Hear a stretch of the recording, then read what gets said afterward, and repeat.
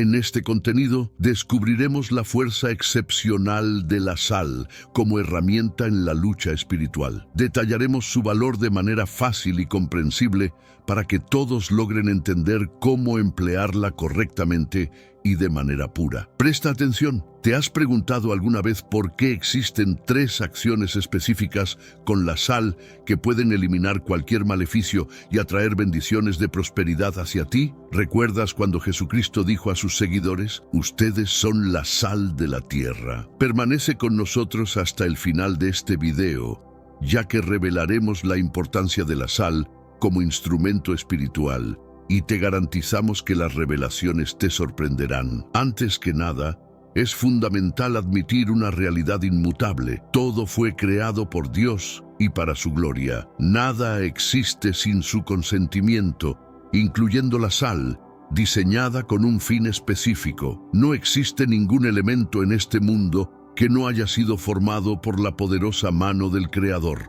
Todo fue hecho por Él y para Él. Un concepto que resuena en cada partícula de sal, cada molécula de agua y cada chispa de fuego. El concepto de la sal fue ideado por Dios antes incluso de la creación de la vida. En el libro de Génesis se menciona: en el principio, Dios creó los cielos y la tierra. Como mineral, la sal fue formada desde los inicios. A menudo, la Iglesia ha evitado mencionar que Dios ha otorgado autoridad no solo a los seres humanos, sino también a las plantas, animales y elementos. Cada uno tiene un propósito divino. Tomemos como ejemplos el fuego y el agua. El fuego tiene el poder de consumir todo lo que toca, mientras que el agua tiene el poder de sustentar la vida. De forma similar, a la sal se le otorgó el poder de sazonar y conservar. El fuego consume, el agua vivifica. La sal conserva y purifica, actuando como un instrumento en las manos del Todopoderoso. Reflexionemos sobre esto. Todos los elementos creados tienen un destino divino asignado. De igual manera que la sal conserva los alimentos, ¿no es cierto que también conserva nuestra fe durante los desafíos? Permíteme hacer una breve pausa para invitarte a compartir tus experiencias con la sal en los comentarios. Escuchar las vivencias de otros creyentes suele ser inspirador y fortalecedor para muchos. Varias personas han experimentado alivio y curación a través de su empleo. Por ejemplo, una creyente experimentó un cambio milagroso en su vida después de usar la sal para ungir sus manos. ¿Has notado una mejoría después de incorporar la sal en tus oraciones? Compártenos tu relato y cómo Dios ha intervenido en tu vida mediante este mineral tan poderoso. Sigamos adelante con la presentación. En tiempos remotos, se reconocía a la sal por su asombrosa capacidad. No solo preservaba la carne y mejoraba el sabor de los alimentos, sino que, increíblemente, también se utilizaba como moneda. En la antigua Roma, los funcionarios eran remunerados con sal. Además, en la Biblia se destaca el significado espiritual de la sal, como en Levítico 2:13, donde se instruye: no dejarás de poner sal a la ofrenda de tu cereal, pues con ella sellarás el pacto con tu Dios. Este versículo resalta la importancia de la sal no solo en la conservación física, sino también como símbolo esencial de la alianza eterna con lo divino, reflejando su papel en purificar y proteger nuestra fe ante las adversidades espirituales. Por lo tanto, la etimología de salario proviene de la sal. Las Escrituras utilizan elementos cotidianos para transmitir verdades espirituales. Cristo, por ejemplo, utilizaba parábolas para impartir enseñanzas. No obstante, no todo es simbolismo. Elementos como el aceite, el pan y el vino desempeñan roles cruciales en la fe cristiana. Entonces, ¿por qué nos resulta tan natural usar el aceite, pero cuestionamos la eficacia de la sal? Algunos creen que la sal está asociada a prácticas malignas, utilizada en ritos oscuros. Esta es una falacia promovida por el adversario. Recordemos las palabras en Juan 10:10. El ladrón viene solo para robar, matar y destruir.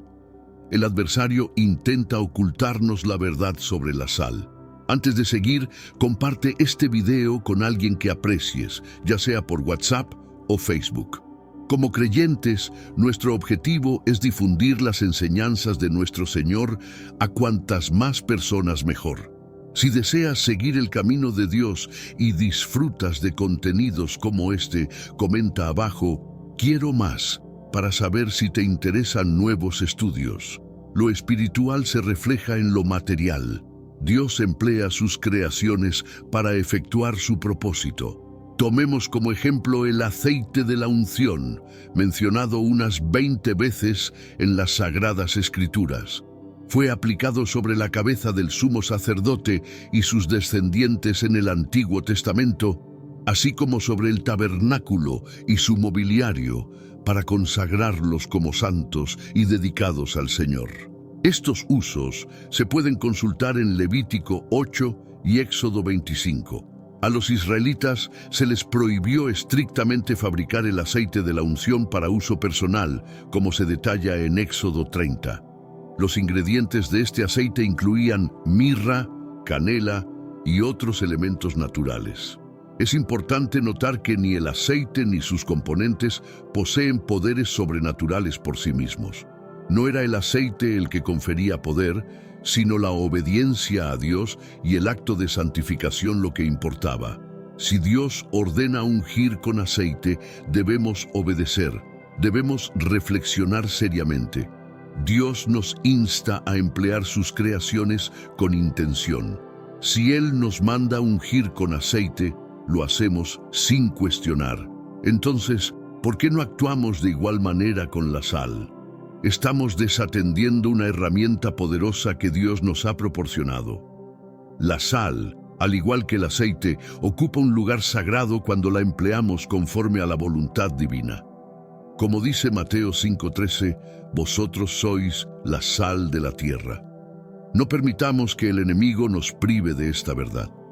En el Nuevo Testamento solo hay 4 pasajes que mencionan la unción con aceite. En Lucas 7, María unge los pies de Jesús en un acto de adoración. En Santiago 5, los ancianos de la iglesia ungen a los enfermos para su sanación. Así, la práctica de la unción con aceite y el uso sagrado de la sal no son meras tradiciones, sino profundas expresiones de fe arraigadas en el mandato divino. Al igual que el aceite se ha utilizado durante siglos como un signo de consagración y curación, la sal debe ser vista bajo una luz similar, no como un simple condimento, sino como una manifestación de la gracia de Dios en la tierra. Este entendimiento nos invita a reconsiderar cómo percibimos y utilizamos estos elementos en nuestra vida diaria y espiritual. Cada vez que usamos la sal conscientemente, según las enseñanzas bíblicas, reafirmamos nuestro compromiso con Dios y fortalecemos nuestra defensa espiritual contra las acechanzas del mal. En la primera epístola a los Hebreos se narra cómo el Señor consagró a Jesús con el óleo de alegría, declarando solemnemente, «Tu reinado, oh Dios, perdurará por siempre». Este evento ilustra cómo lo tangible se emplea para manifestar principios espirituales y cumplir la voluntad divina. Veamos otro caso, el bastón de Moisés. Este objeto fue investido por Dios con poder para demostrar su majestad. Dios interrogó a Moisés, ¿qué llevas en tu mano? A lo que Moisés respondió, un bastón. Acto seguido, Dios le indicó, tíralo al suelo. Al arrojar el bastón, este se convirtió en serpiente, haciendo que Moisés retrocediera asustado. Este prodigio tenía el propósito de convencer al pueblo de la presencia divina en Moisés. En sus misiones, los profetas recurrían a elementos como agua, sal, aceite, mantos y bastones. Estos objetos no eran adorados, sino utilizados como medios en rituales proféticos, evitando que su uso habitual los redujera a meros actos ceremoniales.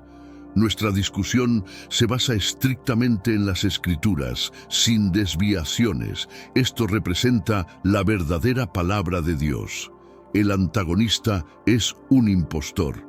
En algunas culturas, decir que alguien está salado implica mala fortuna, vinculándolo a prácticas hechiceriles, ya que se conoce que los brujos emplean la sal en sus rituales nefastos. Omitir este fenómeno sería pasar por alto la presencia del mal en nuestro mundo.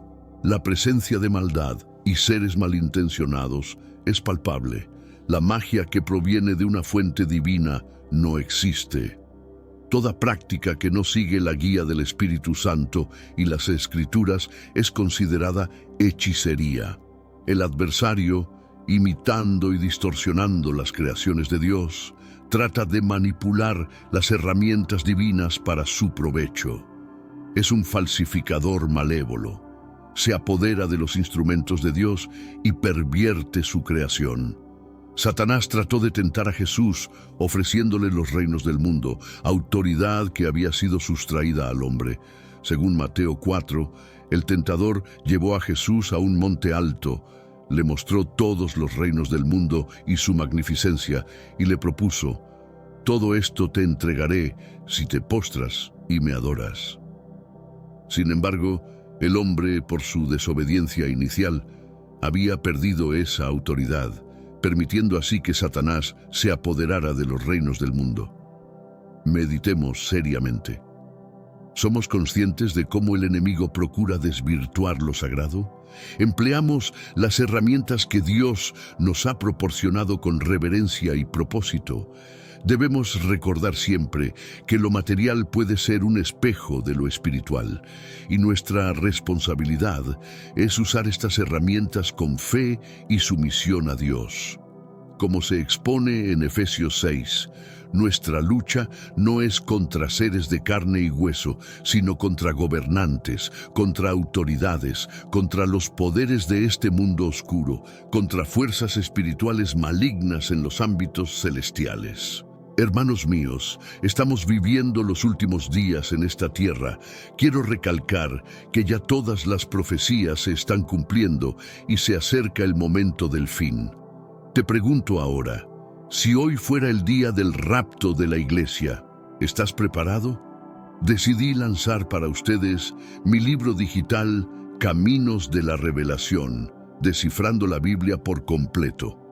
Es exclusivo de nuestro canal y ya ha ayudado a miles de personas en todo el mundo a prepararse para este gran día.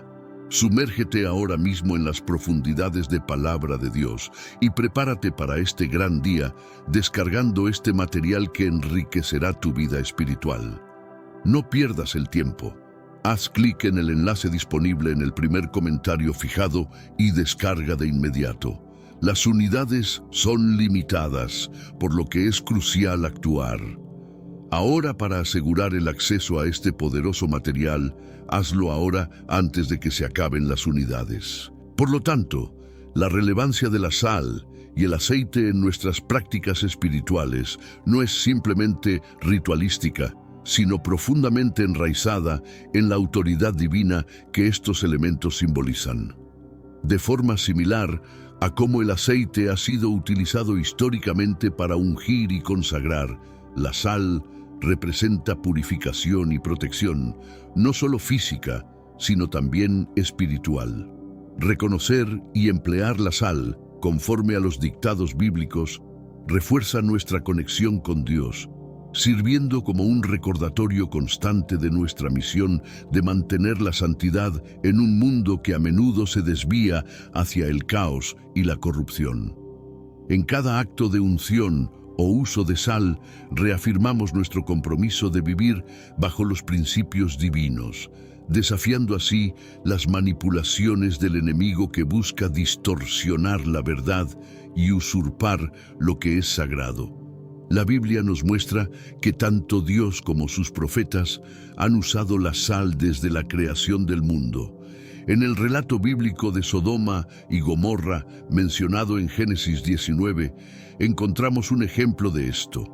Lot, en su búsqueda de satisfacciones terrenales sin la orientación divina, se estableció en estas ciudades corruptas. La inmoralidad en estas localidades era tan extrema que llegaba a los cielos. Como castigo por su desobediencia, la esposa de Lot fue transformada en una estatua de sal, utilizando así la sal como un medio para penalizar el pecado. Fue la mano de Dios, no la de Satanás, la que empleó este mineral para impartir justicia. Según Levítico 2, se nos instruye a añadir sal a todas nuestras ofrendas como símbolo del pacto eterno con Dios, asegurándose de que nunca falte en ellas. Este mandamiento subraya la importancia de incluir la sal en todos los sacrificios, destacando su función de purificación y santificación. Es obligatorio para los israelitas añadir sal a sus ofrendas para limpiar cualquier impureza, reflejando así otro aspecto crucial de la sal, su capacidad de purificar. En el libro de Crónicas se declara que Dios dio el reino a David sobre Israel para siempre, a él y a sus descendientes, por un pacto de sal. Segundos Crónicas 13:5. Este versículo ilustra cómo la sal, un elemento simple y natural, fue utilizada por Dios para establecer pactos duraderos. Por tanto, hemos visto tres roles espirituales clave de la sal: purificar, pactar y castigar. Estos roles nos muestran la profundidad y el propósito divino detrás del uso de este mineral. Reflexionemos ahora. ¿Por qué un hechicero usaría la sal para sus encantamientos? Precisamente porque reconoce el significado espiritual que representa.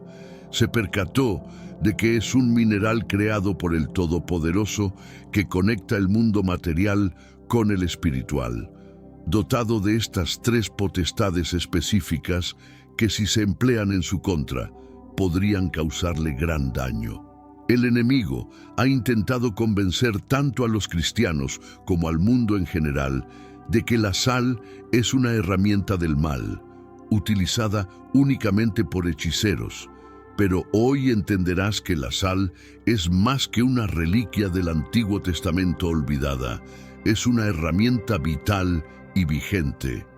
Así, al explorar la historia y el simbolismo de la sal en la Biblia, comprendemos su papel esencial no solo como elemento físico, sino también como símbolo espiritual de preservación y pureza.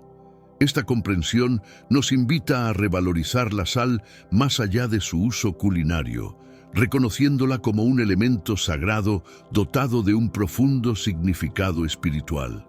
Cada vez que empleamos la sal en nuestras prácticas religiosas, estamos participando en una tradición ancestral que nos conecta directamente con los rituales y las enseñanzas de los profetas. Por tanto, la próxima vez que tengamos en nuestras manos este mineral, recordemos su poder divino y su capacidad para actuar como un puente entre lo material y lo espiritual, ayudándonos a mantenernos firmes en nuestra fe y protegidos de las influencias corruptoras. Hoy descubrirás que el pacto perpetuo de la sal sigue vigente y que el abandono de su uso por parte de los cristianos se debe a engaños hábiles. Este es el momento de despedir las falsedades y acoger la verdad. Gloria a Dios. Al inicio de nuestra exploración, recordamos que la esposa de Lot se transformó en estatua de sal, un suceso estrechamente relacionado con Sodoma y Gomorra. En Deuteronomio 29 se advierte: las generaciones futuras, vuestros descendientes y los forasteros que vengan de tierras lejanas, al ver las plagas y enfermedades de esa tierra, se asombrarán de que toda ella haya sido quemada con azufre y sal, sin que nada crezca, justo como ocurrió en la destrucción de Sodoma y Gomorra, arrasadas por el Señor en su ira y furor. El azufre y la sal simbolizan la maldición en la tierra, impidiendo el crecimiento de cualquier planta. Su combinación es devastadora. Es por esto que los hechiceros recurren a la sal, un elemento que fue diseñado para administrar justicia divina y que hoy se manipula contra los hijos de Dios. no porque la sal en sí sea maligna, sino porque hemos olvidado los rituales proféticos y los instrumentos otorgados por Dios. La sal pertenece a nuestra herencia divina. Como hijo legítimo de Dios, no debes temer al hechicero que emplea sal contra ti. Tienes la autoridad para deshacer hechizos y cancelar maldiciones. Sofonías 2 declara: Así dice el Señor de los ejércitos, el Dios de Israel: Moab será como Sodoma, y los hijos de Amón como Gomorra, un campo de ortigas y un pozo de sal, desolación perpetua. Los sobrevivientes de mi pueblo los saquearán, y los restantes los heredarán. La referencia a la sal aquí vincula tanto a Sodoma y Gomorra como a Moab y Amón. Moab y Amón, nacidos del incesto entre Lot y sus hijas tras la destrucción de Sodoma y Gomorra, dieron origen a pueblos que perpetuaron el mal y se enfrentaron constantemente a Israel. La conducta sexual inmoral trae consigo maldiciones que afectan a generaciones. Muchos no entienden por qué sus familias lidian con conflictos, matrimonios deshechos o situaciones de abuso. La raíz de estos problemas puede estar en las transgresiones morales de los antepasados. A menudo nos preguntamos por qué hay dificultades en nuestras familias, por qué nuestros descendientes enfrentan fracasos matrimoniales o por qué la violencia y el abuso prevalecen incluso entre aquellos que profesan la fe cristiana. Estos tristes fenómenos pueden ser consecuencia de una degeneración transmitida a través de las acciones indebidas de nuestros antepasados. Por ello, es esencial redescubrir y revalorizar el uso sagrado de la sal dentro de nuestras comunidades y prácticas espirituales. Reintegrar la sal en nuestras vidas como cristianos no solo es un acto de fe, sino también un paso hacia la recuperación de una tradición bíblica olvidada que tiene el poder de purificar y proteger. Al hacerlo, reafirmamos nuestro compromiso con las enseñanzas divinas y nuestro rechazo a las distorsiones impuestas por las fuerzas malignas. La sal, más que un simple mineral, es un símbolo potente de la alianza eterna con Dios, y su uso consciente y respetuoso puede actuar como un escudo contra la negatividad y la corrupción espiritual, recordándonos la importancia de mantener la pureza en todas nuestras acciones y pensamientos. Para liberarte de estas maldiciones, el versículo anterior en Sofonías ofrece una guía clara. Usa la sal dedicada a Dios y recita esta oración. Padre mío, Dios de Israel, te agradezco por encontrarme y brindarme tu palabra. Perdona los pecados de mi linaje, los de mis abuelos y mis padres. Perdona la inmoralidad sexual de mi familia. Hoy tomo la sal consagrada de tu altar y erradico el mal que ha plagado a mi familia. Aplico la sal sobre mí, eliminando el yermo donde residía el pecado de Sodoma y Gomorra. Desde hoy renuncio a toda maldad para que tu verdad, tu compasión y tu misericordia reinen en mí y en mis descendientes, en el poderoso nombre de Jesús. Amén. La sal es el único elemento en la Biblia que se utiliza tanto para bendecir como para maldecir. Es un instrumento divino heredado a sus hijos, pero el enemigo también la utiliza contra nosotros. No obstante, Jesús dijo: Vosotros sois la sal de la tierra, pero si la sal se desvaneciere, ¿con qué será salada? Ya no sirve para nada, sino para ser desechada y pisoteada por los hombres. Mateo 5:13. En la Biblia, la sal aparece en contextos tanto de maldición como de bendición. Salmo 107 menciona: Dios convirtió los ríos en desiertos y secó los manantiales. Convirtió la tierra fértil en salares, como castigo por la maldad de sus habitantes. La sal simboliza una tierra estéril, un castigo por la maldad. Aunque los cristianos raramente usan la sal para maldecir, lo cual es positivo, pues debemos practicar un amor genuino. Es importante saber cuándo usar la sal en tiempos de guerra y cuándo en tiempos de paz. Las sales son un arma tanto de guerra como de paz. Aquí nos centramos en la sal como arma de guerra. Un ejército está diseñado para la protección del país y se despliega en el momento adecuado para repeler a un invasor. Si no hay amenazas, el ejército se mantiene en espera, pero siempre listo para la batalla. Desafortunadamente, en la guerra espiritual, el enemigo ya está atacando el territorio cristiano y es imperativo utilizar la sal para maldecir a las fuerzas adversas. En este contexto de batalla espiritual, es crucial que los fieles comprendan y reivindiquen el uso de la sal, no solo como defensa, sino también como proclamación de soberanía sobre lo que nos ha sido otorgado por derecho divino. Mientras el enemigo sigue sus ataques, debemos estar equipados y preparados para contraatacar usando la sal de manera estratégica, no solo dispersándola físicamente, sino también invocando su significado espiritual en nuestras oraciones y declaraciones.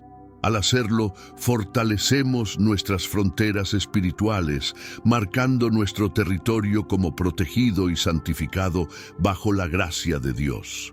Así, cada grano de sal se convierte en un testamento de nuestra fe y una barricada contra la maldad, recordándonos que, a pesar de las adversidades, estamos guardados y fortalecidos por un poder que supera todas las fuerzas terrenales. Enfrentando al adversario, toma la sal consagrada y esparce generosamente sobre tu hogar, vecindario y ciudad. Ahora, con autoridad, pronuncia esta oración. Padre Celestial, Dios de Israel, hoy empleo la sal del pacto y la disemino por mi ciudad, mi hogar, mi barrio y mi iglesia para eliminar toda influencia maléfica, toda hechicería y toda idolatría. Anulo cualquier pacto oscuro establecido por brujos y hechiceros sobre esta comunidad. Doy un ultimátum a los malhechores para que se arrepientan de sus males o enfrentarán la justicia del Dios viviente. Ató al espíritu opresor en el nombre de Jesús y rechazo cualquier venganza dirigida hacia mí o los míos. Declaro que nunca más prevalecerá la maldad en esta ciudad, en el nombre de Jesús. Amén. La sal tiene un poder redentor, como mostró Eliseo al purificar un manantial con sal diciendo, así declara el Señor, estas aguas quedan purificadas y no causarán más muerte ni esterilidad. Según Reyes 2:21. Ezequiel 4 nos enseña sobre la expiación, donde se debe ofrecer un becerro y un carnero sin defecto. Los sacerdotes esparcirán sal sobre ellos antes de ofrecerlos como sacrificio a Jehová. Este rito subraya la importancia de la sal en los procesos de purificación del Antiguo Testamento. Piensa en el dinero que fluye hacia el altar como diezmo. Pasa por muchas manos y podría estar contaminado por orígenes dudosos. La sal consagrada sirve como un agente de purificación para limpiar esas ofrendas. Si deseas consagrar sal para uso espiritual, hazlo con reverencia. Al comprar sal con este propósito, adquiere un paquete completo y dedica su totalidad al servicio divino, sin utilizarla para fines culinarios. El recipiente que almacene esta sal también debe ser nuevo y dedicado exclusivamente para honrar a Dios. Esta misma práctica se aplica al aceite. Algunas iglesias, al recibir diezmos y ofrendas, esparcen sal sobre ellas y oran para que sean limpiadas de toda impureza, conforme a Levítico 2.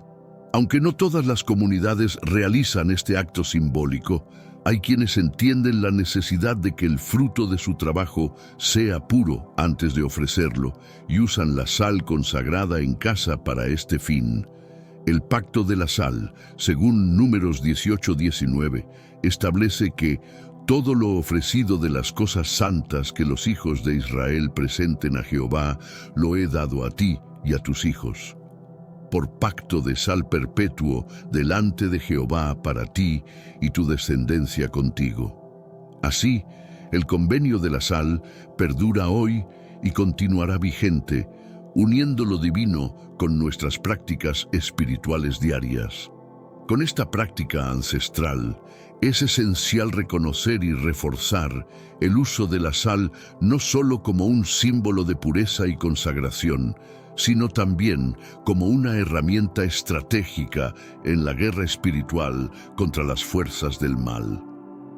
Al esparcir sal consagrada, estamos no solo purificando físicamente nuestros entornos, sino también estableciendo una barrera espiritual que marca nuestros hogares y comunidades como territorios bajo la protección divina.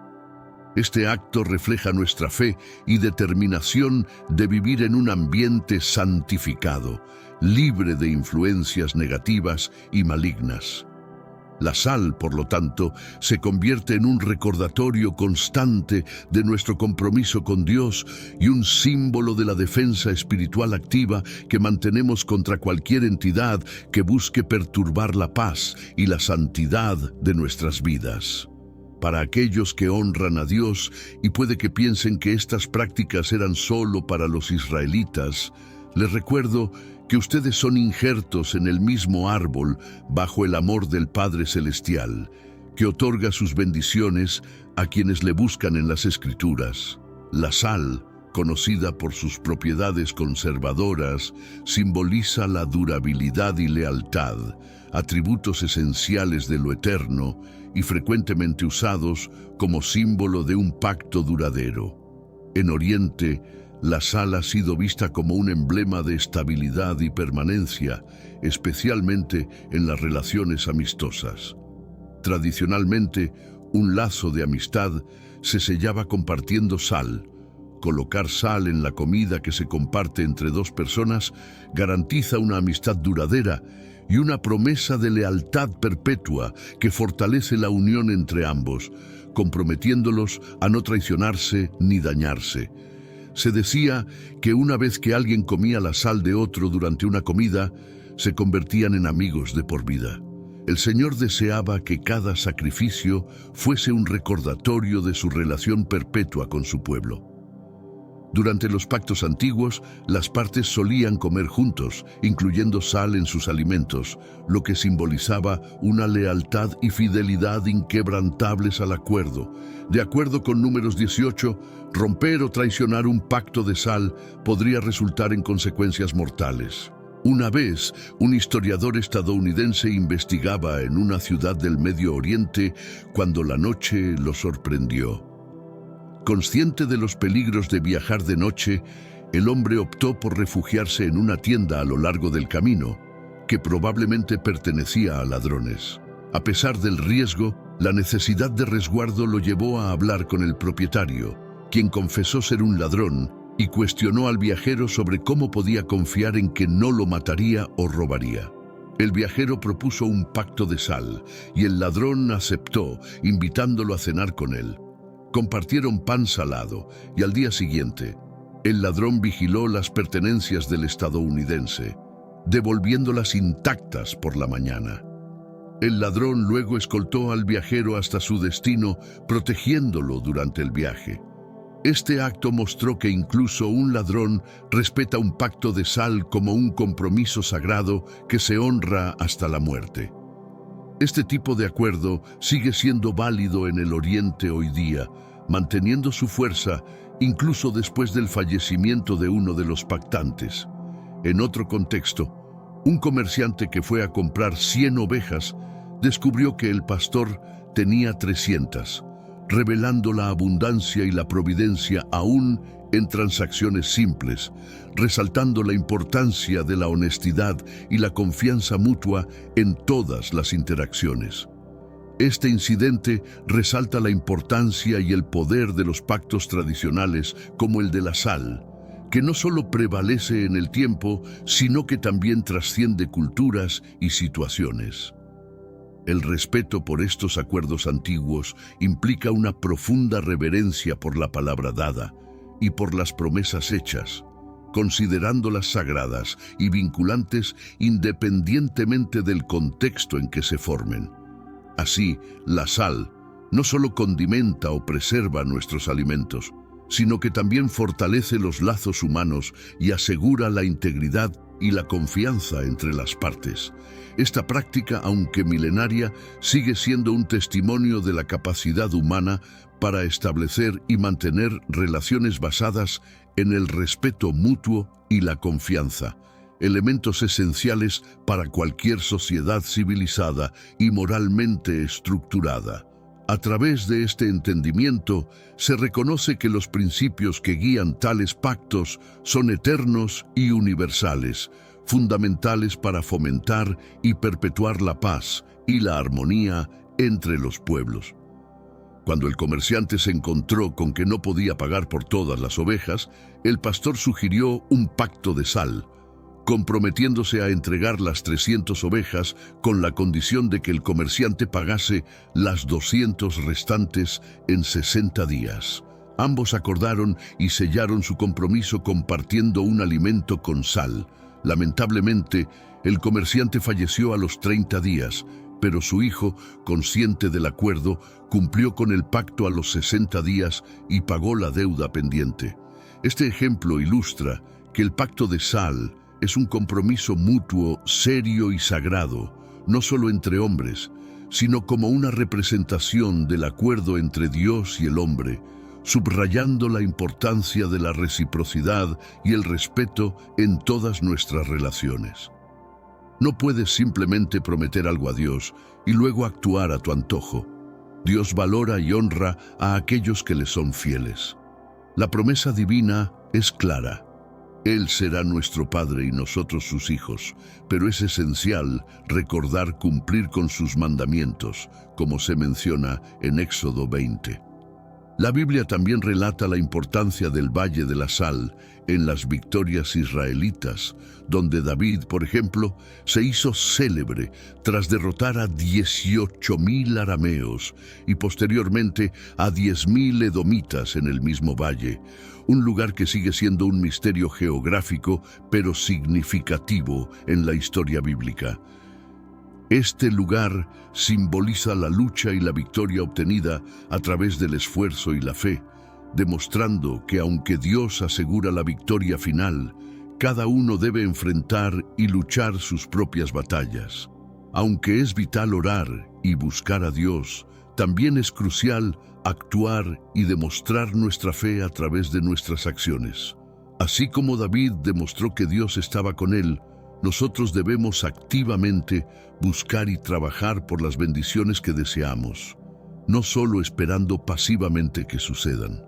En resumen, la sal no solo purifica o marca un pacto, es un recordatorio de que cada promesa y cada victoria requieren de nuestra participación activa y nuestro compromiso inquebrantable.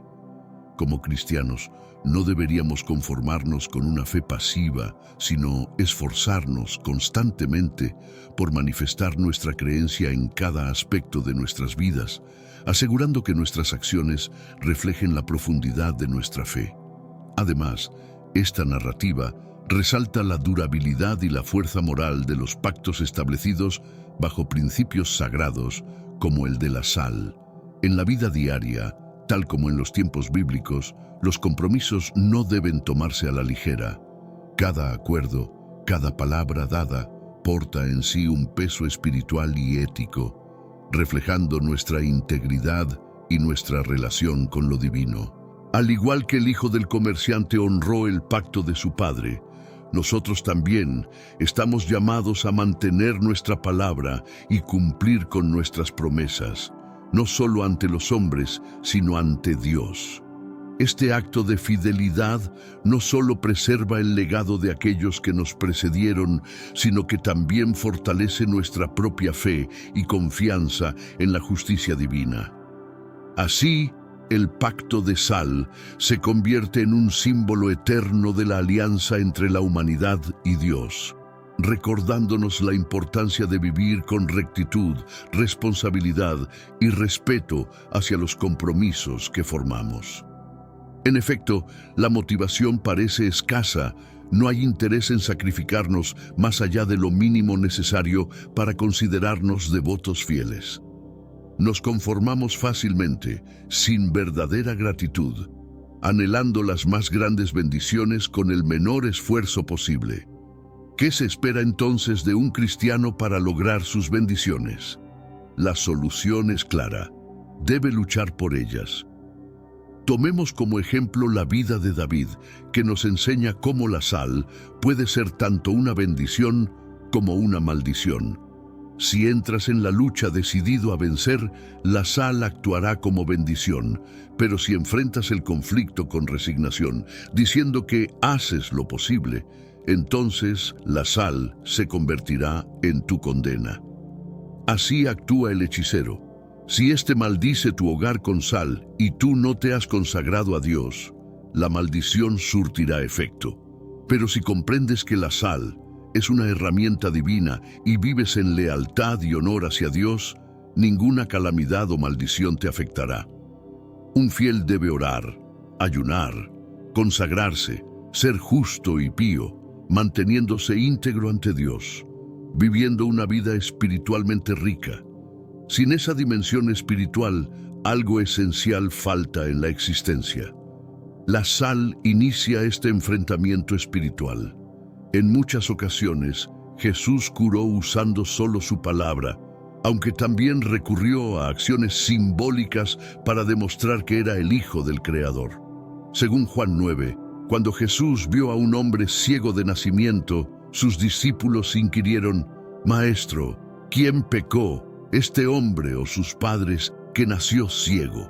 Jesús respondió: «No es que este hombre o sus padres pecaron, sino que esto sucedió para que las obras de Dios se manifestaran en él. Necesitamos hacer las obras del que me ha enviado mientras es de día. Viene la noche cuando nadie puede trabajar. Mientras esté en el mundo, soy la luz del mundo». Luego, escupió al suelo, hizo barro con la saliva, lo aplicó en los ojos del ciego y le dijo: «Ve a lavarte en el estanque de Siloé», que se traduce como enviado el hombre, se dirigió al estanque, se lavó y volvió con la vista restaurada. Quizás aún no has captado la esencia de mi mensaje, así que permitidme ofrecer algunos ejemplos más relacionados con la naturaleza. Es ampliamente reconocido que Dios es el creador de todo lo que existe y que cada elemento de la creación fue diseñado con el propósito de glorificarlo. Entre las numerosas maravillas de la naturaleza, existen plantas específicamente dotadas con capacidades curativas, tanto para seres humanos como para animales, algunas de las cuales poseen propiedades capaces de tratar afecciones graves y complejas.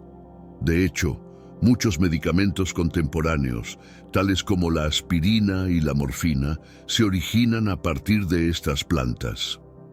Aunque pueda parecer que las plantas son meramente objetos materiales del mundo físico que conocemos, cabe preguntarse: ¿qué sucedería si consideráramos que la existencia de las plantas comenzó en el ámbito espiritual? Desde el comienzo de los tiempos, cuando todo era un vasto vacío, sobrevino la creación. El origen del mundo físico que percibimos es el resultado de la conversión de lo espiritual en material, todo iniciado desde un pensamiento divino que luego se materializó en nuestra realidad terrenal. Según expresa Jeremías: «Antes que te formara en el vientre, ya te conocía, y antes de que nacieras te consagré, te puse como profeta para las naciones». Jesucristo es la encarnación de ese espíritu. Los milagros se manifiestan cuando lo espiritual toma forma material. La sal, en su simplicidad, se transforma en un emblema de pacto, limpieza y bendición cuando se vincula con lo espiritual. Jesús mismo amalgamó lo espiritual con lo físico, escupió en la tierra, creó barro con la saliva y aplicó este lodo sobre los ojos del hombre ciego. La tierra en su esencia es solo tierra, pero no olvidemos que de ella fue creado el hombre.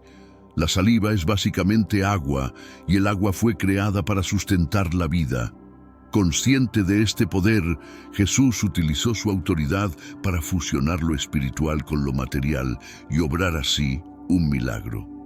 Este punto crucial se encuentra en Juan 9, donde se le instruye al hombre: «Ve a lavarte en el estanque de Siloé», que significa enviado. El hombre obedeció, se lavó y recuperó la vista, culminando así el milagro. Este acto demuestra cómo la obediencia y la acción directa pueden atraer grandes bendiciones. Desde tiempos del Antiguo Testamento, la sal ha servido como una herramienta estratégica que simboliza la alianza entre Dios y David. Se ha utilizado para purificar ofrendas y señalar lugares afectados por el pecado. La sal, como símbolo de permanencia, se emplea para purificar, maldecir y establecer pactos. Su manejo debe ser cuidadoso y respetuoso desde su adquisición, dedicándola a Dios y utilizando utensilios reservados exclusivamente para ese propósito. Al utilizar la sal, el creyente debe vivir una vida consagrada a Dios, como un verdadero hijo de la fe. Se aplica en zonas afectadas por maldiciones o donde residen espíritus malignos, intercediendo en oración y mitigando cualquier espíritu de venganza durante el proceso. Además, se utiliza la sal para deshacer maldiciones generacionales, aplicándola en el vientre y renunciando a cualquier vínculo ancestral perjudicial.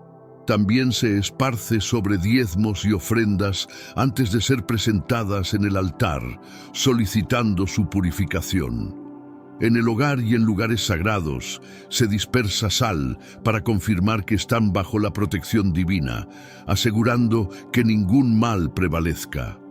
En ciertas culturas orientales, la sal simboliza un compromiso perpetuo de lealtad y honestidad, estableciendo un vínculo de confianza y fidelidad eternas. Sin embargo, sin fe y dedicación a Dios, la sal por sí sola no tiene efecto. Un recordatorio final proviene de la historia de la serpiente de bronce en Números 21.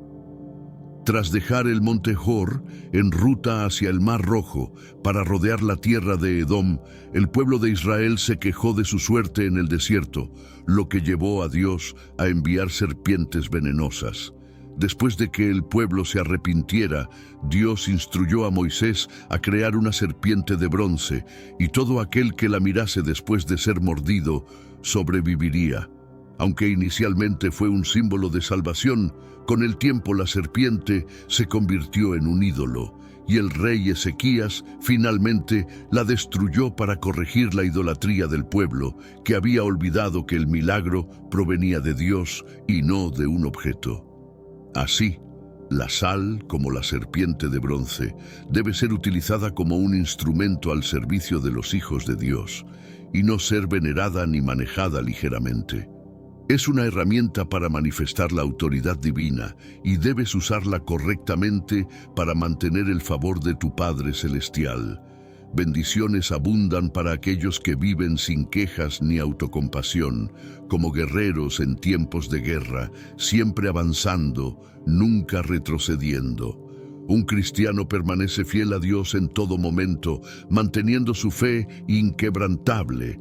Si eres un seguidor de Cristo, vive una existencia sobrenatural. La sal, más que un simple mineral, es un poderoso símbolo espiritual imbuido de significado profundo y trascendencia. A través de las Escrituras y los milagros documentados, hemos visto cómo este elemento común es elevado a un estatus divino, sirviendo como herramienta para purificar, proteger y pactar. Cada grano de sal no solo condimenta nuestros alimentos, sino que también puede santificar y liberar espacios y espíritus de la corrupción y el mal. En las manos correctas, la sal transforma lo ordinario en extraordinario, lo impuro en puro y lo profano en sagrado. Nos recuerda que en nuestra fe y en nuestras acciones diarias, lo mundano puede ser elevado a lo divino con intención y respeto. La sal nos enseña sobre la importancia de la pureza, la promesa y la permanencia, pero sobre todo nos muestra que la verdadera fuerza reside en la fe y la fidelidad. Al igual que la serpiente de bronce, que se convirtió de un instrumento de sanación en un ídolo, la sal nos advierte: sobre los peligros de la idolatría y la importancia de centrar nuestra adoración y nuestras prácticas en Dios, y no en los símbolos que usamos para adorarle. Esta poderosa sustancia nos invita a recordar que aunque los objetos pueden ayudarnos en nuestra práctica religiosa, es nuestra relación con Dios y nuestra obediencia a sus mandamientos lo que trae verdadera salvación y bendiciones. Concluyendo, la sal no es solo una sustancia que utilizamos en la cocina o en rituales, es un recordatorio perpetuo de que cada aspecto de nuestra existencia puede ser impregnado con la gracia y el poder de lo alto. En un mundo que a menudo parece desprovisto de lo sagrado, la sal es un llamado a reconocer y honrar lo divino en lo cotidiano, asegurando que cada paso que damos y cada palabra que pronunciamos puede estar consagrado en la gloria de la creación y el amor de Dios. En cada cristal de sal hay una lección sobre cómo vivir, cómo luchar y cómo amar en la presencia eterna. El libro de los Jubileos, también conocido como el Pequeño Génesis, es una obra fascinante que ha capturado la atención de estudiosos y fieles durante siglos. Esta antigua pieza de literatura judía ofrece una perspectiva única sobre los eventos descritos en el Génesis, revelando secretos y misterios que no se encuentran en otros textos bíblicos. ¿Alguna vez has oído hablar del libro de los Jubileos? ¿Por qué pocas personas saben realmente lo que nos muestra este libro? ¿Quieren ocultarnos algo? En los próximos minutos entenderás y descubrirás todos los misterios detrás de los Jubileos. El concepto de canonicidad bíblica es fundamental para entender por qué ciertos libros son considerados sagrados mientras que otros no. Este antiguo texto no solo revela los secretos del Génesis, sino que también nos muestra la importancia de la observancia, la ley y la intervención divina en nuestra vida diaria. Al igual que los patriarcas, podemos encontrar guía y propósito en los ciclos y mandamientos que nos conectan con algo más grande. Pero antes, comparte este vídeo con tus seres queridos en WhatsApp y Facebook para que ellos también descubran la riqueza de esta historia. Juntos podemos profundizar nuestra comprensión y fortalecer nuestros vínculos espirituales. Y si te gusta este tipo de estudio, comenta abajo "Quiero más". De esa manera sabré si realmente deberías seguir subiendo nuevos videos. La importancia de este libro radica no solo en su contenido, sino también en su influencia histórica. A lo largo de los siglos, ha sido mencionado por varios autores antiguos, incluidos Epifanio, Justino Mártir, Orígenes, Teodoro de Tarso, Isidoro de Alejandría, Isidoro de Sevilla, Eusebio de Alejandría, Juan Malalas, Eusebio de Constantinopla y Jorge Cedrenos. Estas menciones subrayan la relevancia del libro de los Jubileos en la literatura religiosa y su impacto en las primeras comunidades cristianas. Para entender la importancia del libro de los Jubileos, es crucial explorar el concepto de canonicidad bíblica y las variantes que existen entre diferentes tradiciones religiosas. Los cánones bíblicos son colecciones de libros que una comunidad religiosa considera inspirados y autoritativos. Estos libros son vistos como verdaderos y correctos, formando la base de la fe y la práctica religiosa. La canonicidad no es uniforme y varía significativamente entre diferentes grupos religiosos. Por ejemplo, el canon protestante, ampliamente aceptado por las iglesias protestantes, incluye 66 libros. Estos libros se dividen en el Antiguo y el Nuevo Testamento y son considerados la palabra inspirada de Dios. Por otro lado, el canon católico romano incluye aproximadamente 73 libros, incorporando algunos textos adicionales conocidos como deuterocanónicos. Además de estos cánones, hay otros menos conocidos pero igualmente importantes, como el canon ortodoxo etíope, que acepta el libro de los Jubileos como parte de su corpus sagrado. Esta aceptación por parte de la Iglesia Ortodoxa etíope destaca la diversidad de pensamiento teológico y la riqueza de la tradición bíblica. Los judíos Beta de Israel también consideran este libro como canónico, lo que refuerza su relevancia y su influencia en diferentes comunidades religiosas.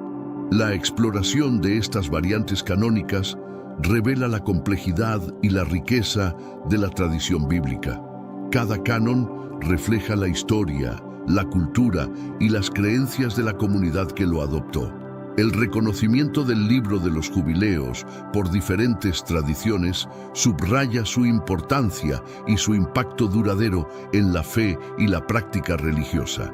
Las diferencias entre los cánones bíblicos son un tema fascinante que nos ayuda a entender la diversidad dentro de la tradición judeocristiana. Cada canon tiene su propia historia y refleja las necesidades y creencias de la comunidad que lo adoptó. Estas diferencias no solo incluyen la cantidad de libros, sino también los textos específicos que se consideran inspirados. El canon protestante, por ejemplo, se compone de 66 libros divididos en el Antiguo y el Nuevo Testamento.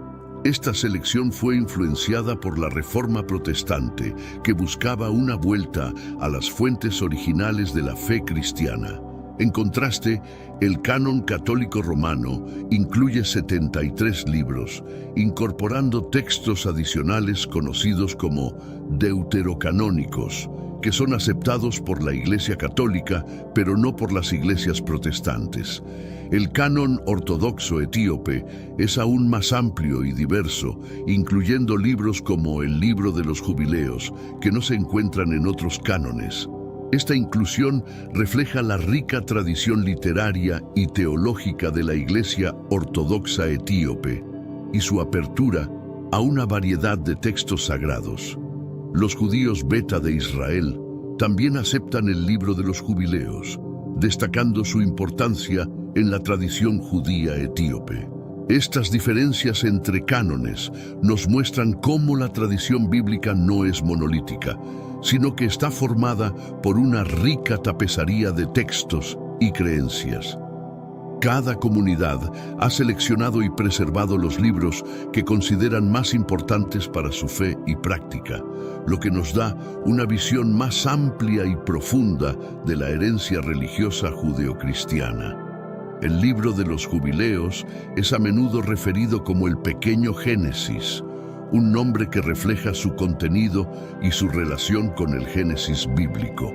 Este nombre sugiere que el libro ofrece una versión ampliada y detallada de los eventos narrados en el Génesis, proporcionando información adicional y revelando secretos que no se encuentran en otros textos. Los orígenes del Libro de los Jubileos se remontan a la antigua literatura judía. Se cree que fue escrito alrededor del siglo II a.C., aunque algunos fragmentos pueden datar de periodos anteriores. Este libro fue ampliamente reconocido y utilizado por las primeras comunidades judías y cristianas, lo que subraya su importancia histórica y religiosa. El contenido del Libro de los Jubileos incluye una cronología detallada de los eventos desde la creación del mundo hasta la llegada de Moisés. Organiza la historia en periodos de 49 años, conocidos como jubileos, lo que le da su nombre distintivo. Esta estructura cronológica ofrece una perspectiva única sobre la historia bíblica, destacando los ciclos y patrones recurrentes en la historia de la humanidad. Además de su estructura cronológica, el Libro de los Jubileos se distingue por su enfoque en la ley y las prácticas rituales. Subraya la importancia de la observancia estricta de los mandamientos divinos y presenta una visión detallada de las leyes religiosas y rituales. Esta perspectiva refleja la preocupación de la comunidad judía de la época por mantener su identidad religiosa y cultural en medio de desafíos políticos y culturales. El Libro de los Jubileos consta de alrededor de 50 capítulos, cada uno de los cuales ofrece una visión detallada de los eventos y personajes bíblicos. Estos capítulos no solo narran los acontecimientos históricos, sino que también proporcionan interpretaciones y explicaciones que ayudan a comprender mejor el significado y la importancia de estos eventos. La estructura del libro está organizada en periodos de 49 años, conocidos como jubileos. Cada jubileo representa un ciclo de tiempo significativo, y el libro utiliza esta estructura para organizar la historia bíblica en una serie de eventos interconectados. Esta organización cíclica sugiere una comprensión de la historia como un proceso repetitivo en el que los patrones y ciclos se repiten a lo largo del tiempo. La organización cronológica, el libro de los jubileos, se distingue por su enfoque en la ley y las prácticas rituales. Cada capítulo incluye detalles sobre los mandamientos divinos y las leyes religiosas, subrayando la importancia de la observancia estricta de estos mandamientos. Esta perspectiva refleja la preocupación de la comunidad judía de la época por mantener su identidad religiosa y cultural. El contenido de los capítulos también destaca el papel fundamental de los patriarcas, como Abraham, Isaac y Jacob, en la configuración de la fe judía. Estos personajes son retratados como modelos de piedad y obediencia a Dios, cuyas acciones y decisiones moldearon el destino del pueblo de Israel.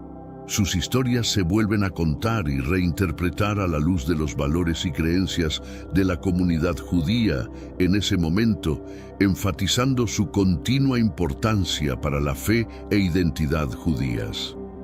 El libro de los jubileos tiene una importancia significativa en la Iglesia Ortodoxa Etíope, donde es considerado canónico.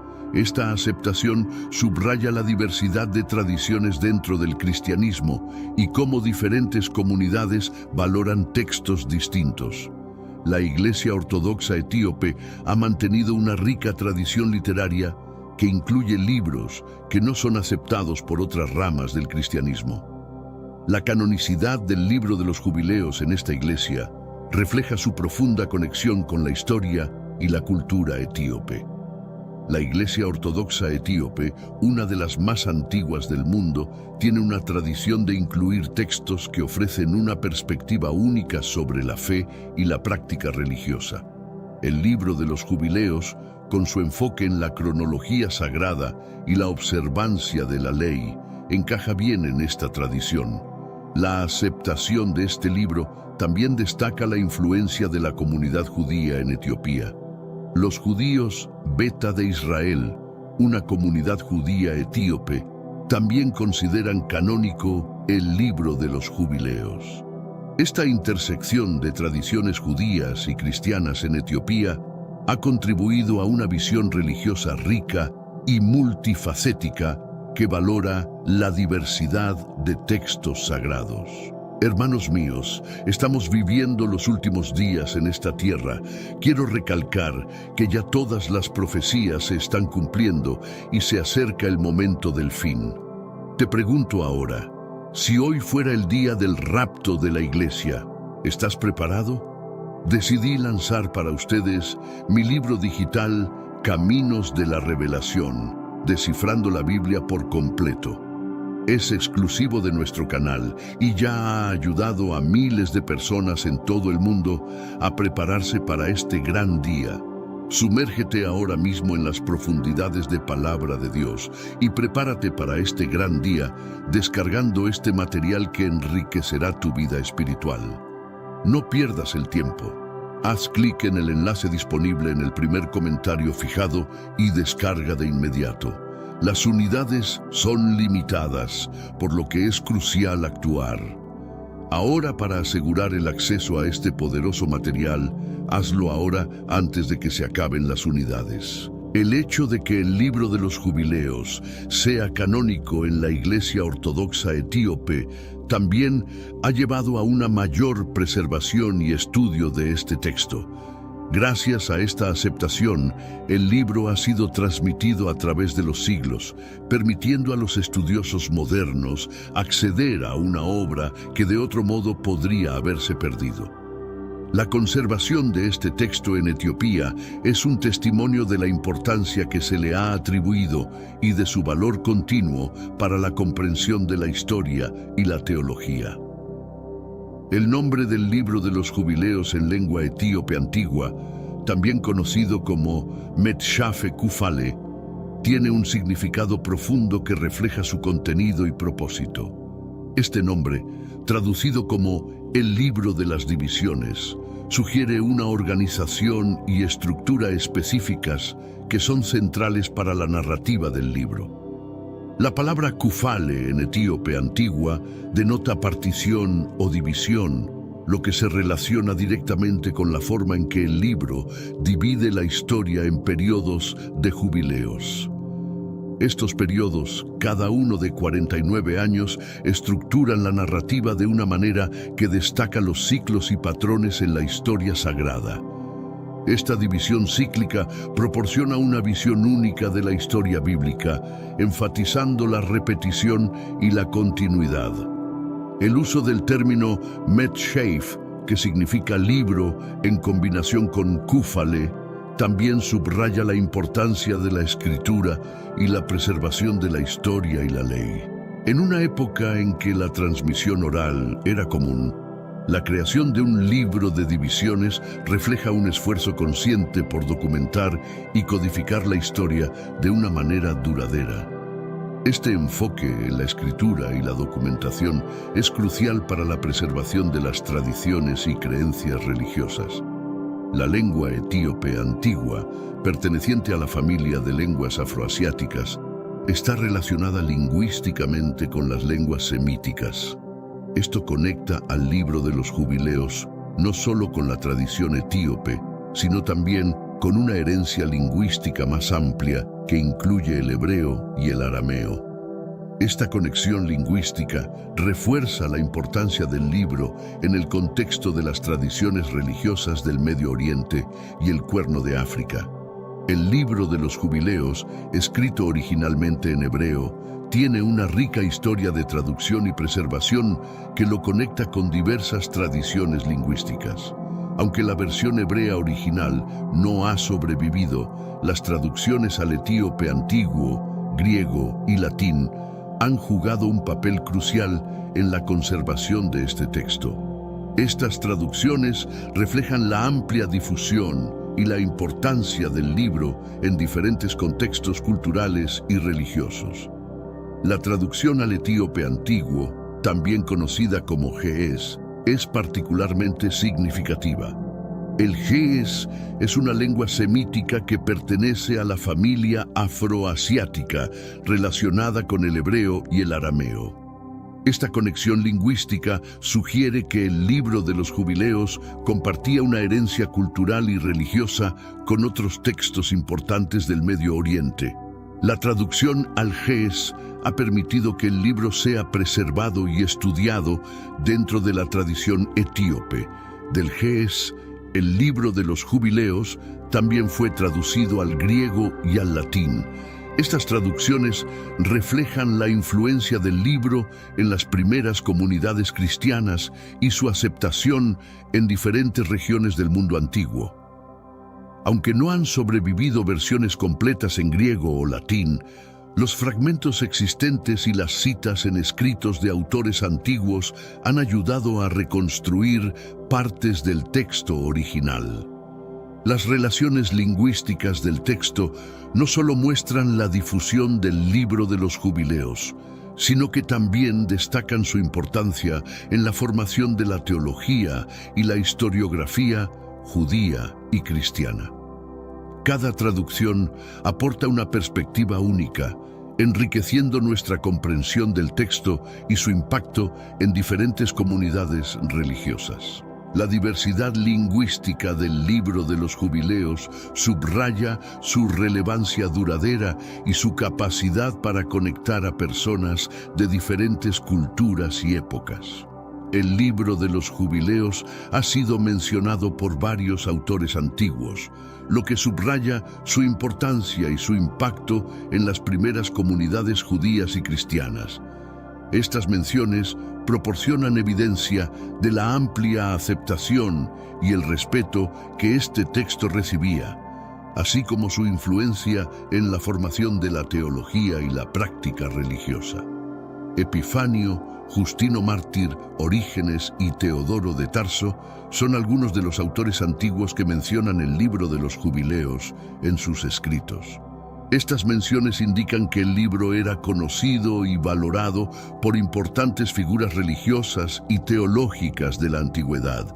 Su reconocimiento por parte de estos autores destaca la relevancia del texto en el desarrollo del pensamiento religioso.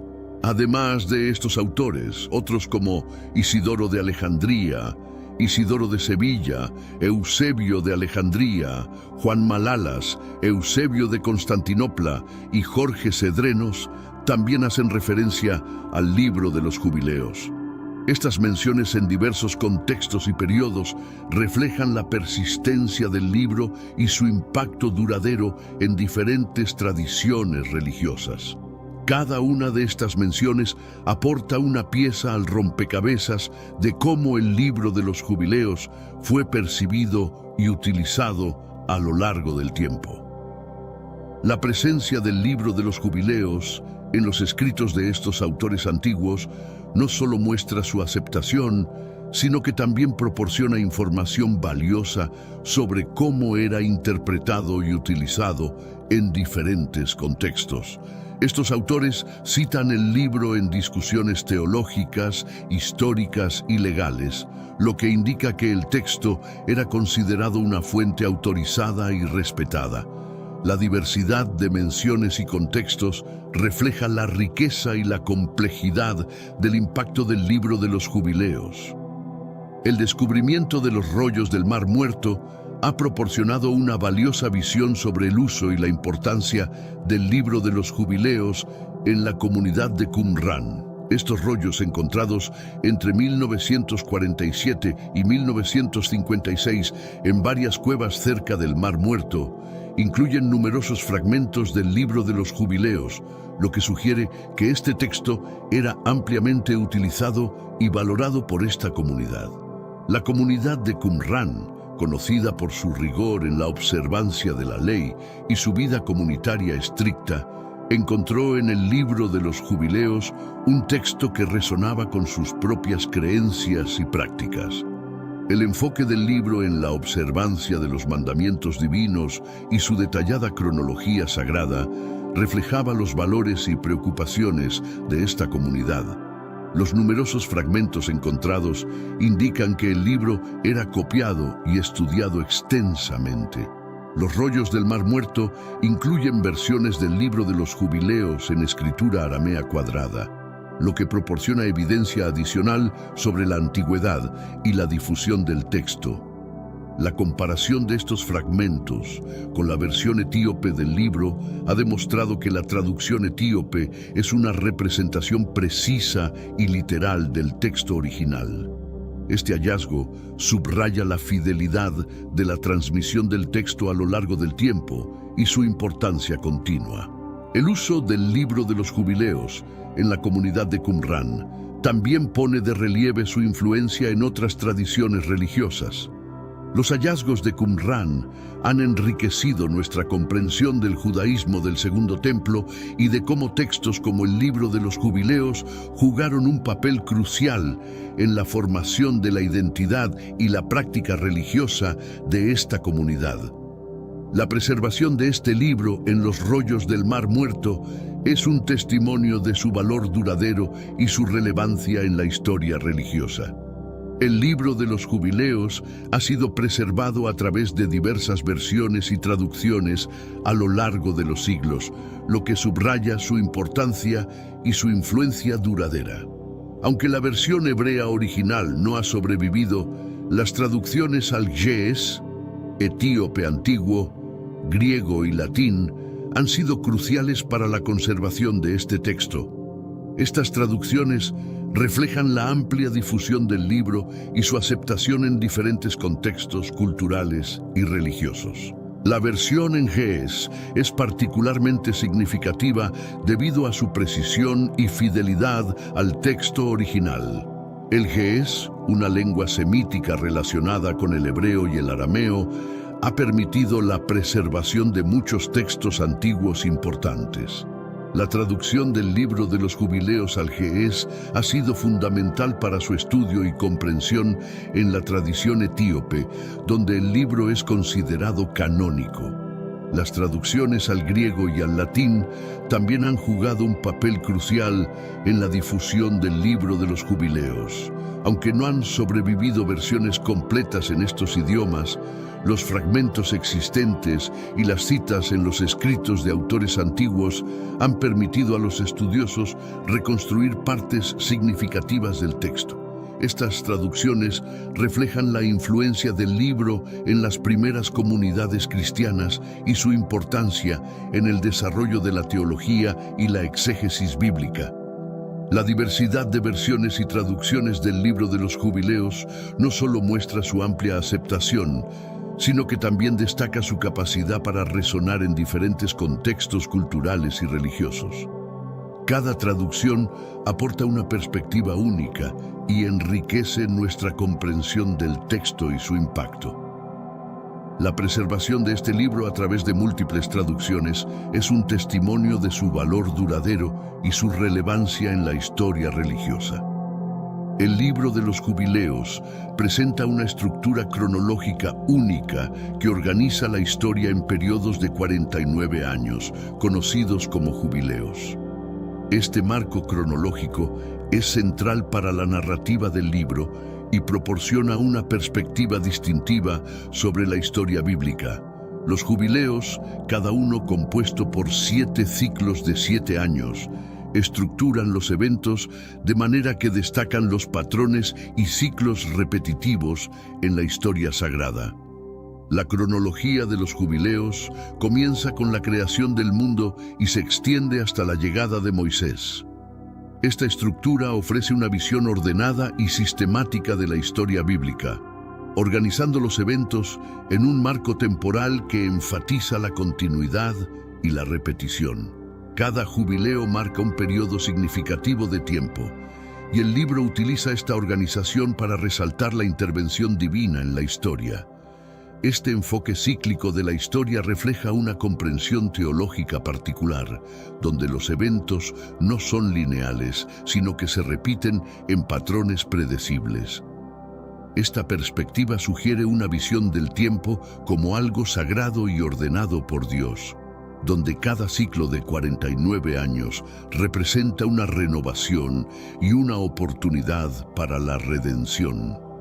Esta estructura también subraya la importancia de la observancia de la ley y los mandamientos divinos, que son vistos como esenciales para mantener la relación con Dios. El marco cronológico del libro de los jubileos no solo organiza los eventos históricos, sino que también proporciona un contexto para la interpretación teológica. Al estructurar la historia en ciclos de jubileos, el libro destaca la constante presencia y acción de Dios en la historia de la humanidad. Esta organización cronológica ofrece una herramienta valiosa para los estudiosos y los fieles, ayudándoles a comprender mejor la continuidad y el propósito divino en los eventos históricos. Los descubrimientos en los manuscritos del Mar Muerto han proporcionado una valiosa visión sobre el uso y la importancia del libro de los jubileos en la antigüedad. Entre 1947 y 1956 se encontraron numerosos fragmentos del libro en varias cuevas cerca del Mar Muerto, lo que indica que este texto era ampliamente utilizado y valorado por la comunidad de Qumrán. Estos hallazgos han enriquecido nuestra comprensión del libro y su impacto en la tradición religiosa. Los fragmentos del libro de los jubileos encontrados en Qumrán están escritos en arameo, lo que sugiere una amplia difusión del texto en diferentes comunidades judías. La comparación de estos fragmentos con la versión etíope ha demostrado que la traducción etíope es una representación precisa y literal del texto original. Este hallazgo subraya la fidelidad de la transmisión del texto a lo largo del tiempo y su importancia continua en la tradición judía. El análisis de los fragmentos del libro de los Jubileos en los manuscritos del Mar Muerto ha revelado detalles importantes sobre la forma en que el texto era utilizado y entendido por la comunidad de Qumrán. Estos fragmentos indican que el libro era estudiado y copiado extensamente, lo que sugiere que era considerado un texto sagrado y autoritativo. La comunidad de Qumrán, conocida por su rigor en la observancia de la ley, encontró en el libro de los Jubileos un texto que resonaba con sus propias creencias y prácticas. Los descubrimientos en los manuscritos del Mar Muerto han proporcionado una valiosa evidencia sobre la importancia del libro de los Jubileos en la antigüedad. Estos hallazgos no solo han enriquecido nuestra comprensión del texto, sino que también han subrayado su relevancia duradera en la historia religiosa. La preservación de este libro en los manuscritos del Mar Muerto es un testimonio de su valor y su impacto en las primeras comunidades judías y cristianas. El análisis de las variantes textuales del libro de los Jubileos ha sido fundamental para comprender su historia y su evolución. Las diferencias entre los fragmentos encontrados en los manuscritos del Mar Muerto y las versiones etíope, griega y latina han proporcionado una visión rica y compleja de cómo este texto ha sido transmitido y preservado a lo largo de los siglos. Estas variantes textuales reflejan la diversidad de tradiciones y la riqueza de la historia del texto. Las variantes textuales entre los fragmentos de Qumrán y la versión etíope han sido objeto de estudio por parte de numerosos eruditos. Estas diferencias han permitido a los investigadores reconstruir partes del texto original y comprender mejor cómo el libro de los Jubileos fue interpretado y utilizado en diferentes contextos. La comparación de estas variantes ha revelado la precisión de la traducción etíope y su fidelidad al texto original. Además de las variantes textuales, el análisis de las tradiciones manuscritas ha proporcionado una valiosa información sobre la difusión y la influencia del libro de los Jubileos. Las diferencias entre las versiones griega y latina, aunque fragmentarias, ofrecen una visión de cómo el texto fue adaptado y transmitido en diferentes comunidades cristianas. Estas variantes reflejan las interpretaciones y las adaptaciones del texto a las necesidades y las creencias de cada comunidad. El estudio de las variantes textuales también ha revelado la riqueza y la complejidad del libro de los Jubileos. Cada variante ofrece una perspectiva única y enriquece nuestra comprensión del texto y su impacto. La diversidad de tradiciones manuscritas subraya la importancia del libro en la historia religiosa y su capacidad para resonar en diferentes contextos culturales y religiosos. Este análisis continuo de las variantes textuales es esencial para una comprensión completa del libro de los Jubileos y su legado duradero. Las tradiciones textuales hebreas del libro de los Jubileos reflejan una rica diversidad que es crucial para entender la historia y la evolución de este texto. En la antigüedad no existía una única tradición manuscrita hebrea, lo que resulta evidente en las variaciones encontradas entre el texto masorético, la Septuaginta y los manuscritos del Mar Muerto. Esta diversidad textual destaca la complejidad de la transmisión del texto y la riqueza de las tradiciones judías. El texto masorético, que es la base de la mayoría de las Biblias hebreas modernas, representa una tradición manuscrita específica que se desarrolló entre los siglos VII y X después de Cristo. Sin embargo, el libro de los Jubileos no sigue estrictamente esta tradición, ya que ofrece variantes significativas en comparación con el texto masorético. Estas diferencias sugieren que el autor del Libro de los Jubileos utilizó una fuente distinta o una tradición textual alternativa. La Septuaginta, una traducción griega del Antiguo Testamento, también ofrece una perspectiva diferente sobre las tradiciones textuales hebreas. Aunque no se ha encontrado una versión completa del Libro de los Jubileos en griego, los fragmentos y citas existentes indican que este texto tenía una presencia significativa en la tradición de la Septuaginta. Las diferencias entre la Septuaginta y el texto masorético reflejan la coexistencia de múltiples tradiciones textuales en la antigüedad. Los manuscritos del Mar Muerto, descubiertos en Qumrán, proporcionan una valiosa visión sobre la diversidad de las tradiciones textuales hebreas. Estos manuscritos incluyen fragmentos del Libro de los Jubileos en arameo y hebreo que difieren tanto del texto masorético como de la Septuaginta. Estos hallazgos subrayan la existencia de una rica diversidad textual en el período del Segundo Templo, y ofrecen una perspectiva más completa sobre la transmisión y la evolución del Libro de los Jubileos. El origen del Libro de los Jubileos ha sido objeto de numerosas teorías y debates entre los estudiosos. La cuestión de quién escribió el libro y cuándo fue compuesto sigue siendo un tema de considerable interés y especulación. Aunque no hay consenso definitivo, varias teorías han sido propuestas para explicar la autoría y el propósito del texto. Una de las primeras teorías sobre el origen del Libro de los Jubileos fue propuesta por Robert Henry Charles, un erudito bíblico que sugirió que el autor podría haber sido un fariseo. Charles argumentó que el libro era producto de un midrash, un tipo de literatura interpretativa judía influenciado por el libro de las Crónicas del Antiguo Testamento. Sin embargo, esta teoría fue cuestionada con el descubrimiento de los manuscritos del Mar Muerto, que indicaron que el libro es anterior a la época de los fariseos. Otros estudiosos han propuesto que el Libro de los Jubileos fue escrito por un miembro de la comunidad de Qumrán. Esta teoría se basa en la afinidad teológica y literaria entre el Libro de los Jubileos y otros textos encontrados en Qumrán.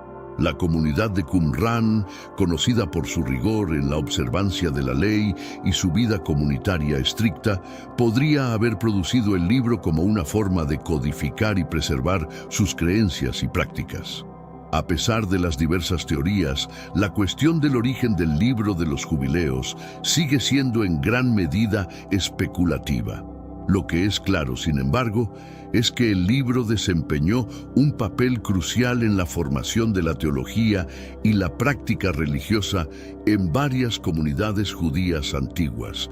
Su influencia perdurable y su amplia difusión subrayan su importancia como un texto sagrado y autoritativo. Determinar la autoría y la fecha del Libro de los Jubileos ha sido un desafío significativo para los estudiosos. Las copias más antiguas que se han encontrado datan de aproximadamente 150 a 100 años antes de Cristo, basándose en la caligrafía.